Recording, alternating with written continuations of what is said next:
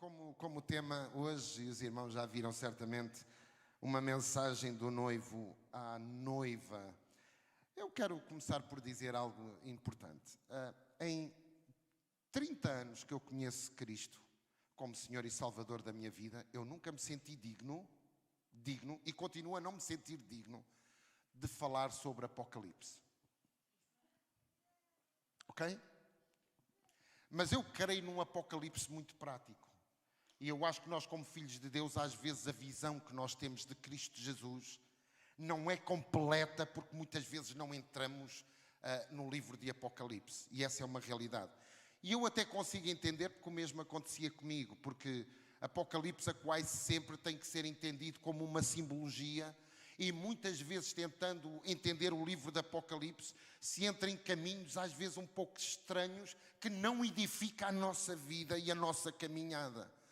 Mas eu creio que nós muitas vezes não temos a melhor forma de observar Cristo como Senhor, como Salvador, mas acima de tudo como vitorioso em todas as áreas da nossa vida.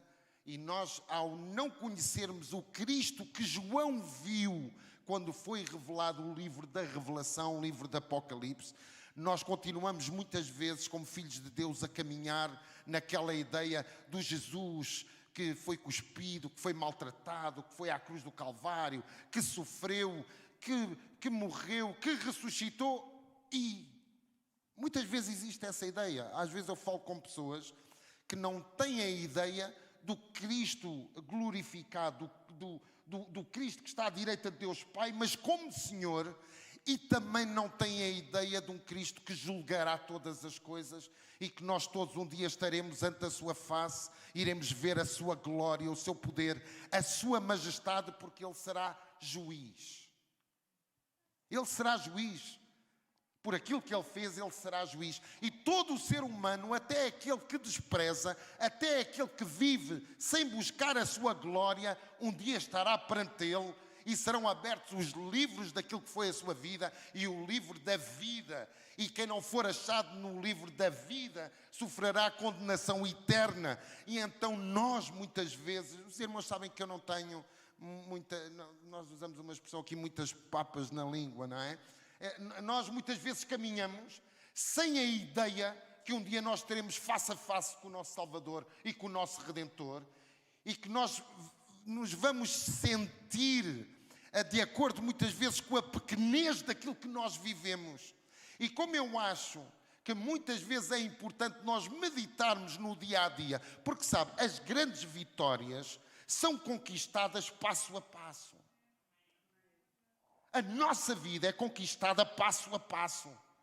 Ninguém chega ao topo de uma caminhada sem sair muitas vezes do momento zero, do primeiro passo, do segundo passo, do terceiro passo. E às vezes nós queremos uma caminhada super vencedora, super de sucesso, mas falta-nos muitas vezes bases muito sólidas, muito firmes, que nós necessitamos de aprender e de pôr em prática, para que tudo aquilo que Cristo conquistou na cruz do Calvário, que é direito nosso, mas que por alguma maneira, muitas vezes pela nossa falta de entrega, a nossa falta de adoração, a nossa falta de consagração e de o vermos como Ele realmente é, nós não vivemos no melhor de Deus para nós.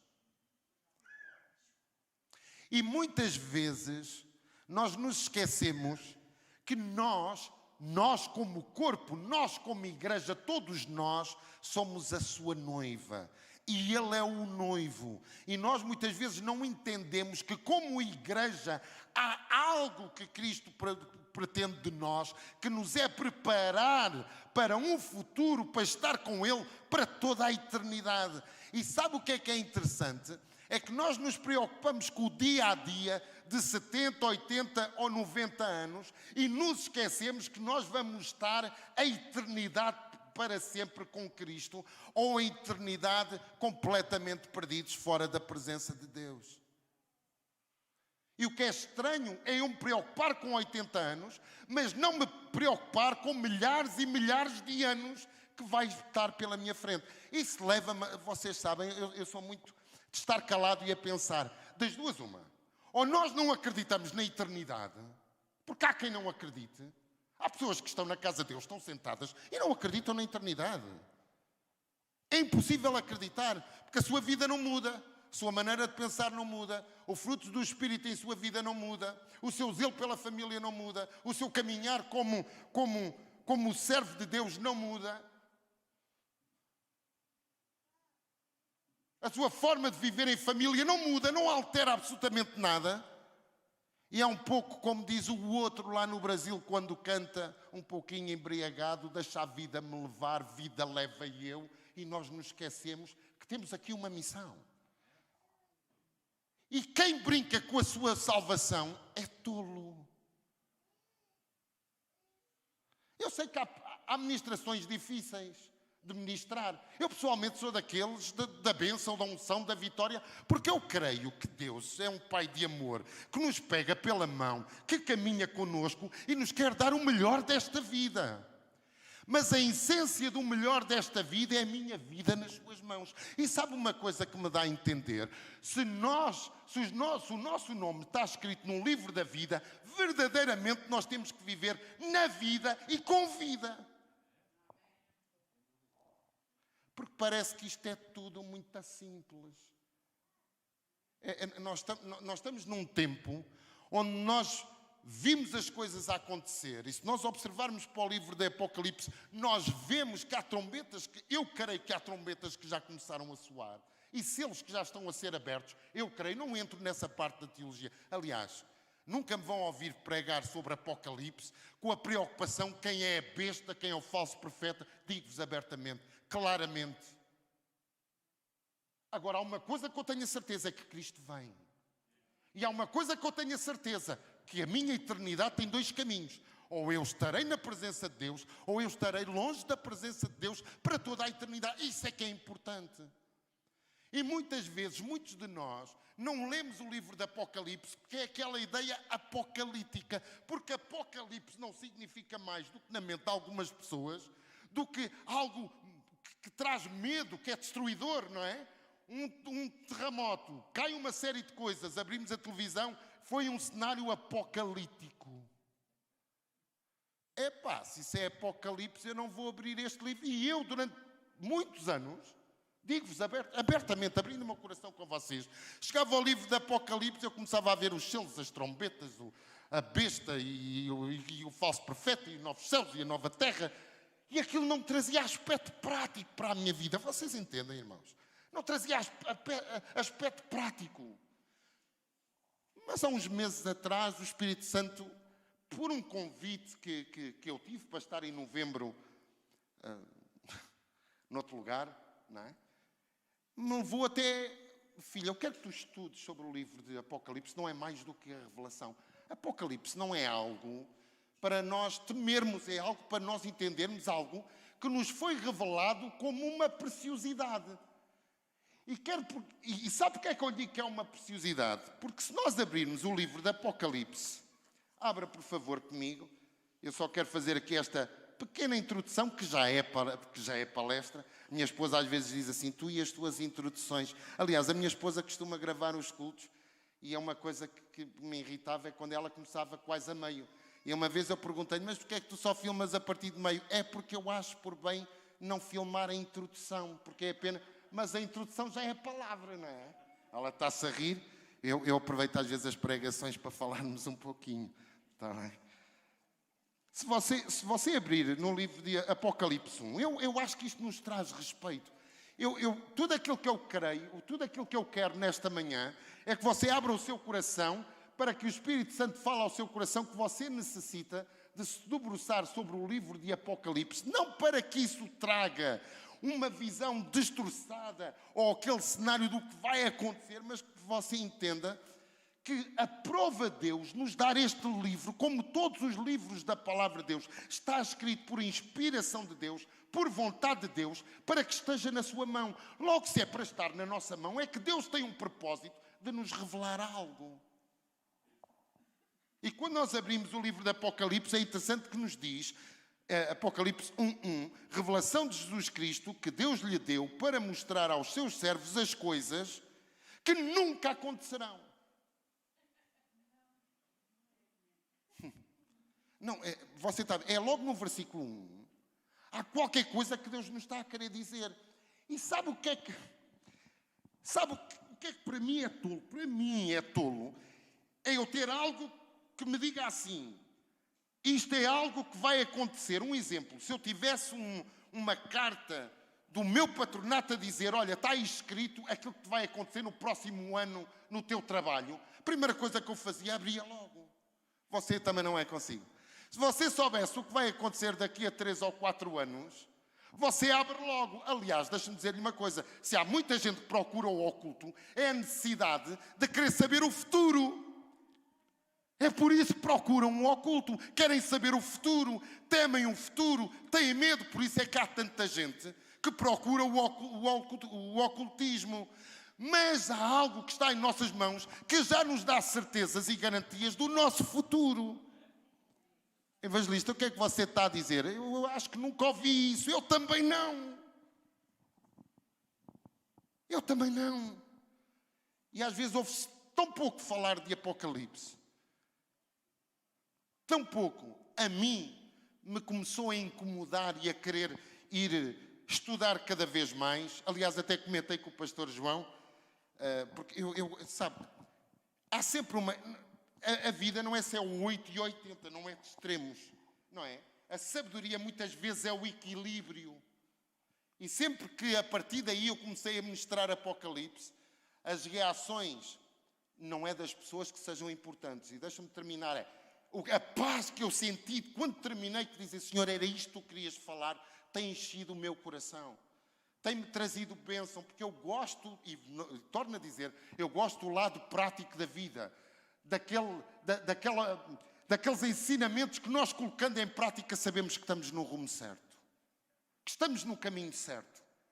E não conhecer aquilo que o livro do Apocalipse nos diz a nós é algo que para mim me perturba. Porque aquilo que a palavra de Deus diz é a revelação de Jesus Cristo que Deus lhe deu para mostrar aos seus servos as coisas que em breve devem acontecer e que Ele, enviando por intermédio do seu anjo, notificou ao seu servo João, o qual atestou a palavra de Deus, o testemunho de Jesus Cristo, quanto a tudo o que viu. Agora, leia lá comigo o versículo 3. Bem-aventurados, felizes, prósperos, vencedores, porque eu quando falo em vencedor, aliás, Deus é tão perfeito, porque eu antes não gostava muito do meu nome. Mas eu, quando fui estudar sobre o meu nome, eu fiquei muito feliz, porque foi profético, de certeza. Vítor é vencedor, conquistador. Joaquim, que era um nome que eu detestava, é engrandecido por Deus. Então, tudo aquilo que me traz vitória e que engrandece em Deus, mexe comigo. Eu acho que é profético. Acho que é profético. Então... algo aqui que é interessante é: bem-aventurados, felizes, com sucesso, rejubilantes, aqueles que leem e aqueles que ouvem as palavras da profecia, da revelação e guardam as coisas nelas escritas, porque o tempo está próximo. Por um lado diz que este livro nos ensina as coisas que em breve vão acontecer, mas também nos diz que são felizes e abençoados aqueles que leem, que ouvem e que guardam. E eu entrei em pânico quando comecei a ler, porque eu disse: Senhor, eu ouvir não tenho ouvido muito. Ler, sempre fugi de ler. Como é que eu não ouço e não leio e posso guardar? Você entende? Porque a partir daí há coisas que se abrem para si, que se tornam uma bênção. Sabe o que é que eu descobri? Eu descobri que quando nós meditamos no livro do Apocalipse, há consolações de Deus para com a nossa vida. Há consolações do Espírito Santo para com a nossa vida. Quer que eu lhe diga 7 muito rapidamente? Eu vou-lhe dizer 7 consolações que o Espírito Santo de Deus quer que nós tenhamos certezas. Primeiro, que Deus vê as suas lágrimas. Você pode ver isso em Apocalipse 7, 17 e 21, 4. Outra certeza que você pode ter é que suas orações produzem verdadeiras revelações no mundo. Você pode ver isso em 8, 3, 4. Porque a igreja que ora toca no coração de Deus e ativa o braço de Deus. Você vê isso no Apocalipse. Evangelista, você o que está a dizer até agora pode não fazer muito sentido. Mas você, quando lê Apocalipse, você entende o poder da oração dos santos. Você entende o poder da oração dos mártires. E sabe uma coisa que diz em Apocalipse? Que quanto mais a igreja ora a Deus, mais aproxima o tempo do fim. Sabe porquê? Porque Deus é um Deus de justiça e Deus aplica juízo. Porque quando você olha para o mundo, você vê tantas nações que é retirada a palavra de Deus, não podem ler a palavra de Deus. Há tantas pessoas que dizem que... Eu recebi um vídeo esta semana, tive a oportunidade de mandar para a minha esposa, eu acho que ela nem teve coragem de ouvir, de uma pessoa no Afeganistão que entra em casa, tem a mulher morta, pendurada, enforcada, tem um filho, tem o outro, tem o outro. Toda a gente em casa estava morta. Sabe porquê? Sabe porquê? E eu não consigo dizer isso sem muitas vezes dizer que nós temos uma atitude hipócrita. Sabe porquê que toda a família foi morta? Porque tem um livro que você despreza em sua casa. Este livro, por este livro. Você acha que o seu pai, o seu Deus, torna impune isto? Qual é a sua visão de Deus? A Babilônia está-se a levantar, está a edificar o sistema do mundo, o sistema dos poderosos, homens poderosos que mandam em todo o mundo. Hoje, há determinadas coisas que você escreve na internet que é banido da internet se você mostrar a sua fé. Você acha que isto é feito por quê? Quando você observa a Babilônia, o que é a queda da Babilônia? É a queda do poder humano, é a queda do poder financeiro, é a queda daqueles que acharam que as pessoas são como escravos. Ouça, a Babilônia é a queda do poder humano, daqueles que trataram pessoas como se fossem escravos. No tempo de Cristo, através do Império Romano, uma pessoa que não tivesse pelo menos 200 escravos ao seu serviço não era visto com bons olhos. Mas hoje ainda é pior. Hoje o mundo não se contenta, os poderosos não se contentam com 200 ou 300 escravos. Quanto mais o ser humano se tornar escravo, melhor. E talvez agora você comece a entender o que pode significar o coronavírus. Porque se você me vai perguntar a mim se eu acho que o coronavírus é do inferno, eu não lhe vou responder, apenas digo que olhe para a palavra de Deus, medite na palavra de Deus e o Espírito Santo fale ao seu coração. Porque depois também há o perigo de nós espiritualizarmos tudo e mais alguma coisa. Há uma coisa que é interessante. Este vírus vem mexer com tudo. Com os fundamentos de família, com os fundamentos empresariais, com os fundamentos de tudo. Absolutamente tudo.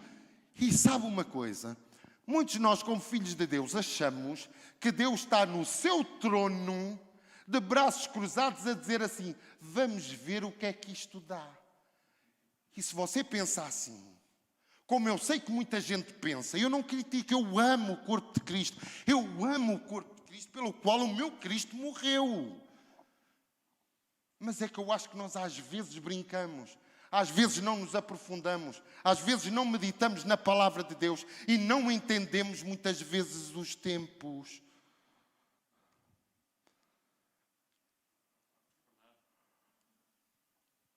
O coronavírus veio mudar tudo e você pensa que é o fim. Eu acho que é o princípio do fim. Muito, se você observar...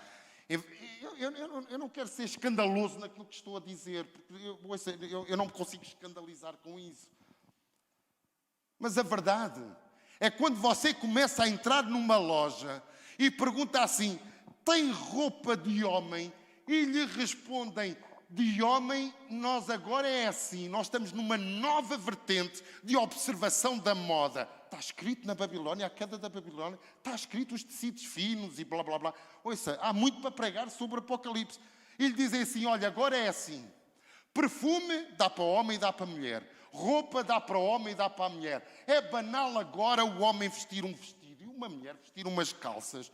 É banal. E depois nós muitas vezes vamos para o extremismo. Não, porque a palavra de Deus diz, a mulher tem que vestir saias até aos pés, o homem não... quando na verdade o que nós queremos é mudar de fora para dentro. E o Evangelho, aquilo que você observa, é que Deus quer mudar de dentro para fora. Porque se mudar a nós primeiro, vai mudar aqueles que estão ao nosso redor. E deixamos de ser hipócritas, porque nós muitas vezes temos vivido como os hipócritas.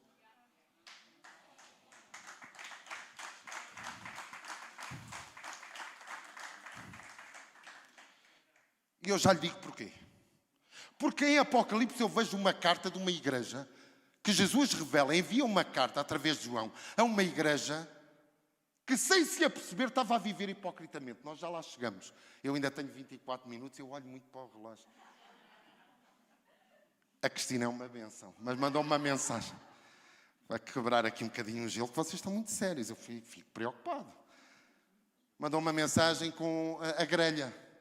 E eu disse, glória a Deus, 50 minutos. Fiquei contente. Porque às vezes nós vamos pregar a determinados lugares onde temos 20 minutos, porque o que menos interessa é a palavra. 50 minutos eu senti-me honrado. E ela disse, tem 50 minutos, mas não é como da última vez. Então eu disse, não, fico descansado, desta vez não é 50 minutos, é 49 minutos. Mas não é que eu estou a ver ali 24. Quebrar o gelo, vamos continuar. Você vê através de Apocalipse que a sua morte é preciosa aos olhos de Deus. A morte de todos aqueles que morreram, até aqueles que morreram como mártires, e vá lá, Igreja de Cristo. Nós somos uns sortudos.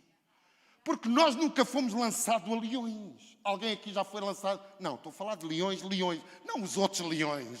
Não é? Porque há cada um, não é? Há cada um. Você já foi alguma vez, ou teve algum familiar, que o seu corpo foi usado como tocha nas ruas de Roma, para iluminar as ruas onde passavam os soldados romanos? Porque há cristãos que foram queimados vivos. E nós, Igreja do século XXI, estamos na boa. E sabe porquê é que estamos na boa? Porque a Igreja de Cristo ainda não entendeu que o inimigo passou a ter uma forma diferente de atuar. Muito diferente de atuar. Extremamente diferente. Já que não conseguiu muitas vezes impedir a Igreja de ir ao mundo, que paralisou em muito, mas isso é a minha opinião, e eu só posso dizer aquilo que quiser. Corro o risco do pastor não me convidar mais, mas isso é outra pregação.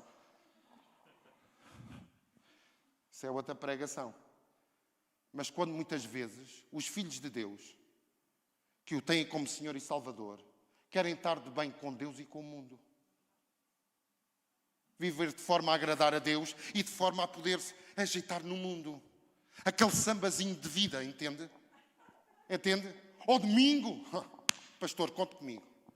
À segunda-feira estou no WhatsApp a falar mal da irmã, que sentou ao meu lado e que até lhe dei 2 beijinhos. Agora não, a pandemia há uma coisa que teve de boa, afastou um pouquinho as pessoas, mas também há alguns beijos. Há aqueles irmãos, muitas vezes, que são uma bênção e é o correio da manhã do WhatsApp. E sabe qual é o grande problema de nós como corpo de Cristo? É que nós não somos alertados pelo céu. Ouça, você pode ter essa ideia. Tal é a forma como você está no WhatsApp e no Facebook. Mas os alertas de Deus não virão por WhatsApp.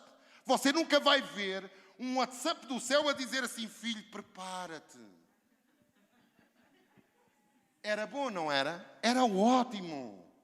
Ou um e-mail, plim, a sua vida pode terminar dentro de 5 dias. Não. Mas sabe qual é o problema?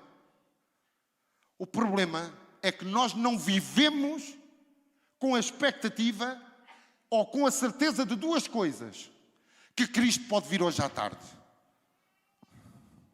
Quer ver? Eu vou fazer a pergunta de outra forma. Algum dos irmãos que está aqui acredita que Jesus Cristo virá esta tarde? Alguns até riem. Mas o dia e a hora ninguém sabe. Mas nós não vivemos com a expectativa, com a ideia que Cristo pode vir logo.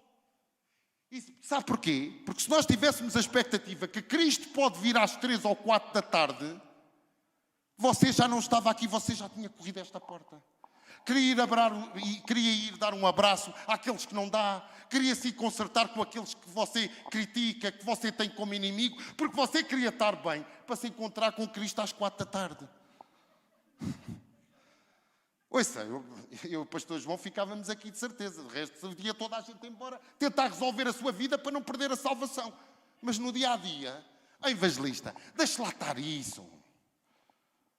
Estou mais preocupado com o que eu tenho de fazer, estou mais preocupado com o meu trabalho, estou mais preocupado com a casa que estou a acabar de construir no Brasil, estou mais preocupado com a ser promovido no meu local de trabalho, estou mais preocupado em agendar aqui uns lobbies que vou chegar à minha empresa e de um momento para o outro, em 2 meses, estou promovido.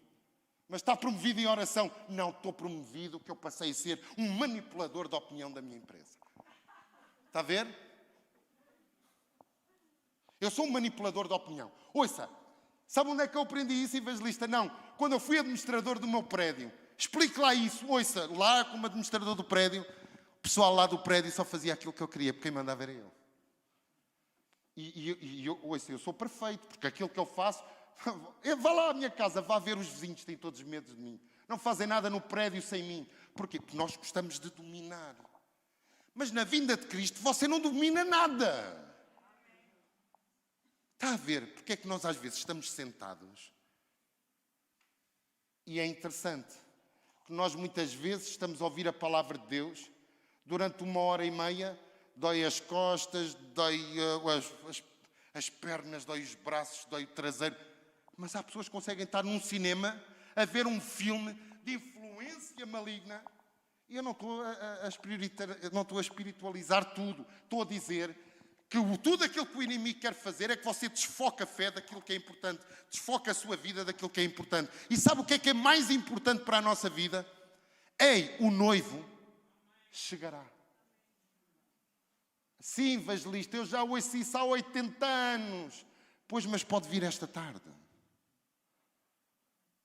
E onde é que estão as pessoas que vocês amam? E onde é que estão os filhos? E onde é que estão os amigos? E que influência é que você foi? Eu não consigo ser uma influência se Cristo não é uma influência em mim. Se eu não tenho vida, como é que vou dar vida? Porque ninguém dá o que não tem. Que este irmão maravilhoso, se me disser a mim, dá-me 5.000 euros, eu vou dizer, não tenho. Então não posso dar aquilo que não tenho. Você entende? Nós às vezes procuramos entender determinadas coisas no nosso exterior que nos leva a tentar mudar por aquilo que é influência exterior. E você não vê isso na palavra de Deus. Deus deseja transformar o nosso coração. Deus deseja transformar a nossa mente. Deus deseja transformar as nossas vontades. Deus deseja abençoar o nosso corpo. Deus deseja edificar o nosso espírito. Para depois você ser algo que nós também muitas vezes nos esquecemos. Sabe, muitas vezes nós dizemos assim, nós como filhos de Deus somos sal e luz. Verdade ou mentira? Eu amo isso. Mas ultimamente o Espírito Santo falou algo ao meu coração que a mim me desafiou. É ser o bom perfume de Cristo. Quando era mais jovem, minha mãe tinha perfumarias e eu ajudava a minha mãe lá na perfumaria. E digo-lhe uma coisa, um perfume é bom. Um bom perfume não é somente caro, é agradável, é bom. Mas quando o perfume se estraga, mas nós fomos chamados para ser o bom perfume de Cristo. E o bom perfume de Cristo deixa rastro por onde passa. E eu só vou conseguir ser um bom perfume de Cristo se o meu coração estiver completamente rendido nas mãos do meu Mestre, das mãos do meu Senhor, das mãos do meu Salvador. Há algo que eu vejo em Apocalipse. A vitória dos filhos de Deus, a vitória de Cristo, a vitória do Cordeiro está assegurada. Ó evangelista, o que é que você quer dizer? O que eu quero dizer é que Satanás é como um cão na coleira de Deus. Satanás não faz o que quer. Você vai entender em Apocalipse que Satanás, para agir na quinta trombeta, tem que receber as chaves do inferno. E quem dá as chaves do inferno é Cristo. Você vê isso em Apocalipse. Então o diabo não pode tudo. Aliás, a palavra de Deus até nos diz que um dia, quando nós contemplarmos o inimigo da nossa alma, vamos dizer assim, presta atenção. Mas era este que debilitava as nações? Mas era este que arrastou tantos para a perdição?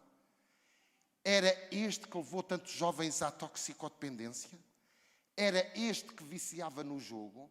Era este que fazia nós aprovarmos o aborto? Era este que fazia nós aprovarmos a legalização da droga? Era este? Nós temos um grande desafio como filhos de Deus, como corpo de Cristo. É nós expressarmos Cristo a todos. A todos. Porque a boca de Cristo somos nós. As mãos de Cristo somos nós. Os pés de Cristo somos nós. Sem Ele nada somos. Mas sabe o que é que eu acho interessante? É que Deus podia ter dado aos milhares de milhões de anjos o poder de comunicar o Evangelho. Os anjos adoram a Deus na sua glória e contemplam os homens feitos à imagem e semelhança de Deus, perdidos naquilo que eles acham e querem, e não em fazer aquilo que traz glória ao seu Senhor. Porque os anjos clamam, santo, santo, santo é o Senhor dos exércitos. E nós, criados à imagem e semelhança de Deus, não estamos aí nem para aquele que é santo, pior. Não estamos aí nem para ser santo, pior. Não estamos aí para reinar com Ele, pior. Não estamos aí, nem aí para passar uma eternidade diante dEle. Mas pior ainda, é como noiva, nós não nos adornamos. E todos nós, eu acho que todos nós já casamos, e quem ainda não casou pode pedir oração ao pastor João, que ele para orar por casamentos é uma bênção. A noiva deseja estar bonita para o seu noivo. Qual é a mulher que não gosta de estar bonita? Nós homens sabemos. O dinheiro que às vezes é gasto no cabeleireiro para as senhoras, nós sabemos como é importante. Escusa de estar a rir, também há homens que são descalabro. A noiva deve-se ataviar para o seu noivo. Quando nós casamos, o dia do nosso casamento, foi um dia de alegria. Quer ver o semblante de alguns irmãos?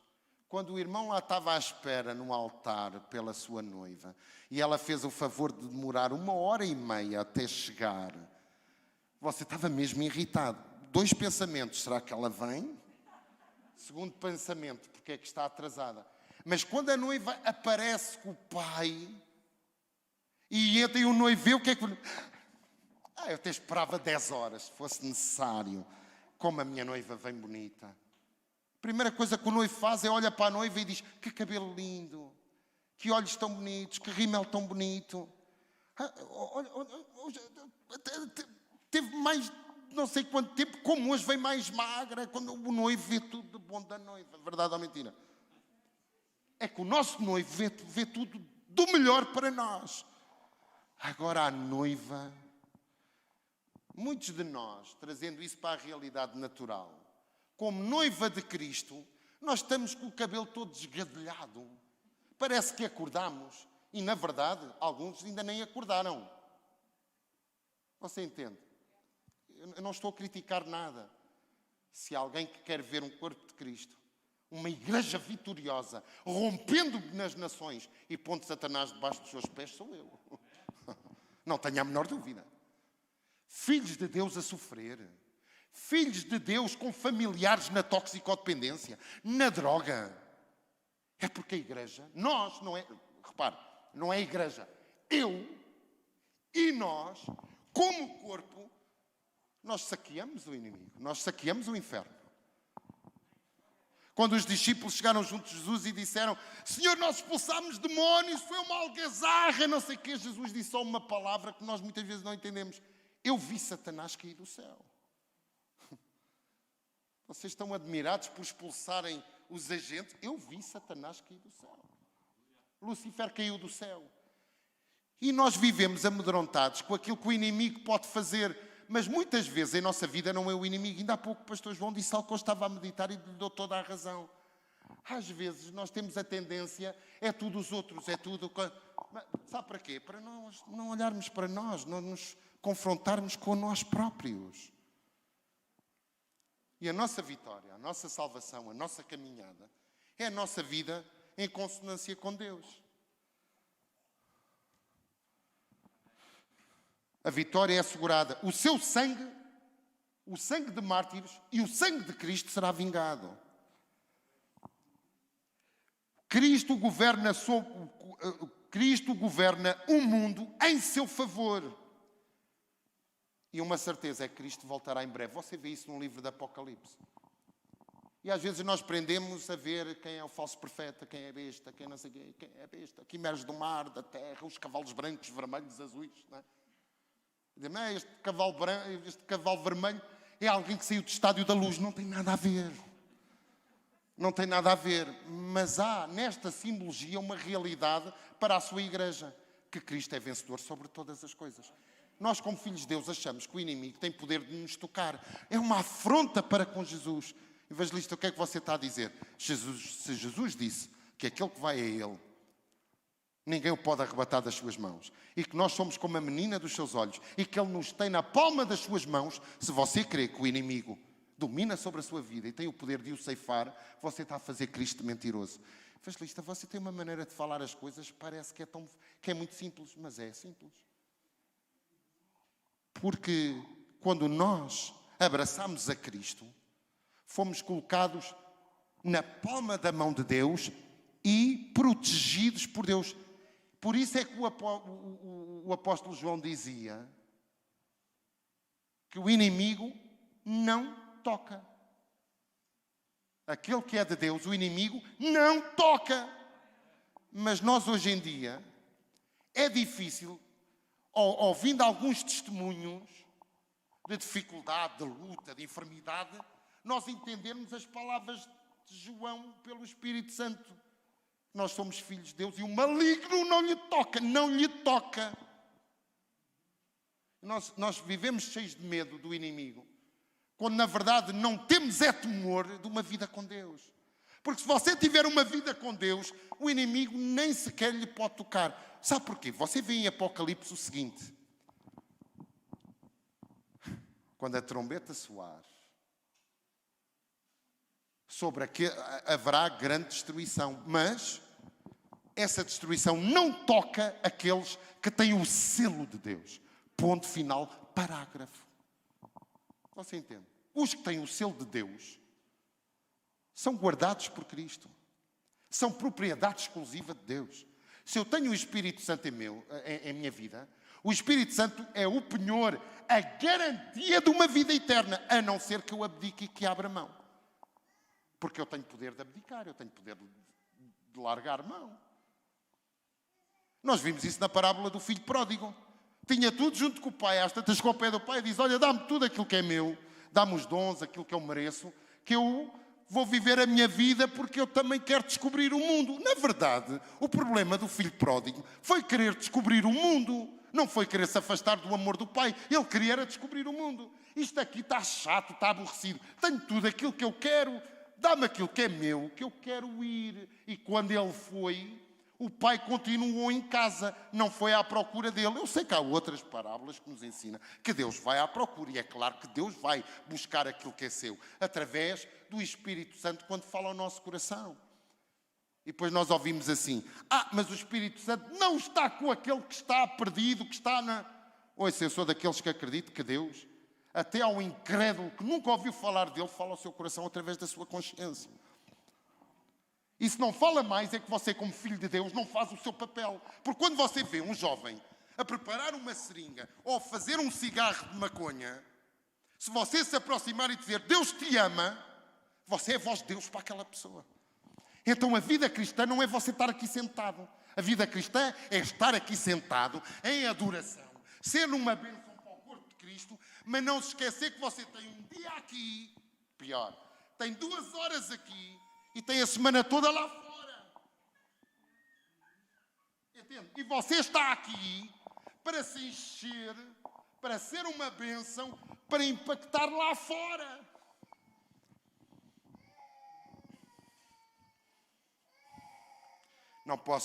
Não posso terminar nos últimos 5 minutos sem falar aquilo que eu disse que ia falar. Porque eu sou daqueles que prefiro que Deus dirija ao meu coração do que trazer para aqui. Eu trago o esboço no iPad e depois chego aqui e não leio nada. É uma coisa que irrita a minha esposa, isso. Se irrita de uma maneira, mas é verdade. A mim antes irritava-me, agora já não quer saber. O desafio à igreja de Éfeso nos revela 2 coisas.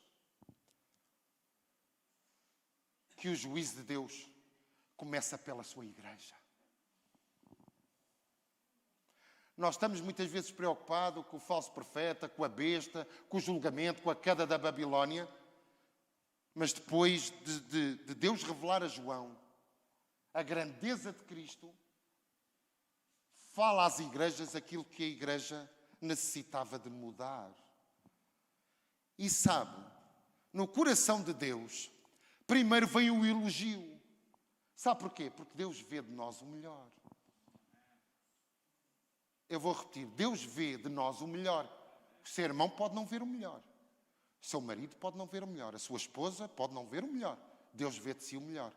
Mas ao ver o melhor, também lhe aponta uma direção daquilo que você precisa de mudar. Vê como as cartas começam a ter outra percepção quando você entende. Esta igreja era uma igreja muito zelosa. A igreja de Éfeso era uma igreja muito zelosa. E agora, pasme-se, esta igreja de Éfeso tinha sido edificada pelo apóstolo Paulo, consolidada por Timóteo e pastoreada por João. Você quer mais homens de Deus, firmes na graça do que estes 3? E eles lideraram a igreja de Éfeso. E a igreja de Éfeso era uma igreja que cumpria a palavra de Deus, observava a palavra de Deus. A palavra de Deus era muito importante. Eles não aceitaram o ensino daqueles que diziam que o cristão convinha experimentar o melhor de Deus e o melhor do mundo. Que não tem sentido para um cristão ir a sacerdotisas, prostitutas, para que soubesse o valor do pecado, para que a graça pudesse ser maior. Eles julgaram os falsos profetas. Eles julgavam aqueles que, se dizendo cristãos, através do inimigo, traziam o veneno em forma de arroz de marisco. E tiveram o elogio de Cristo. Mas nós observamos no versículo 4: tenho, porém, contra ti. Há algo que Cristo tem contra, muitas vezes, a sua igreja. Ele é amor, mas ele é justiça. Eu acho que você não entende que Deus tem milhares de milhões de anjos que o servem. Que se Deus não fosse justo, 100% e transparentemente justo, o inimigo iria acusar. Deus é justo em tudo aquilo que faz. Tenho, porém, contra ti que abandonaste o primeiro amor. Deixe-me ser muito rápido. Você conhece algum casamento? Está aqui alguém casado há menos de 1 ano?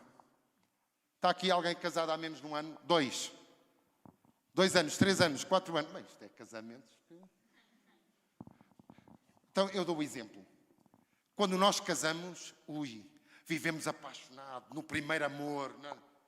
Muitas vezes você depois, passado 40 anos, vai perguntar: como é que está o seu casamento? Vai. E o amor? Amor. E a paixão? Paixão. Essa palavra não me é estranha. E a unidade? Qual unidade? Dormimos em quartos separados. É o calor. Estão-se a rir para quê? Sabe o que é que eu estou a dizer? Era o que Cristo dizia aqui. E deixe-me trazer isto para terminar. É possível um marido e a mulher estar unidos, sem nunca haver uma traição, mas não viver o melhor amor. Não viver a melhor comunhão.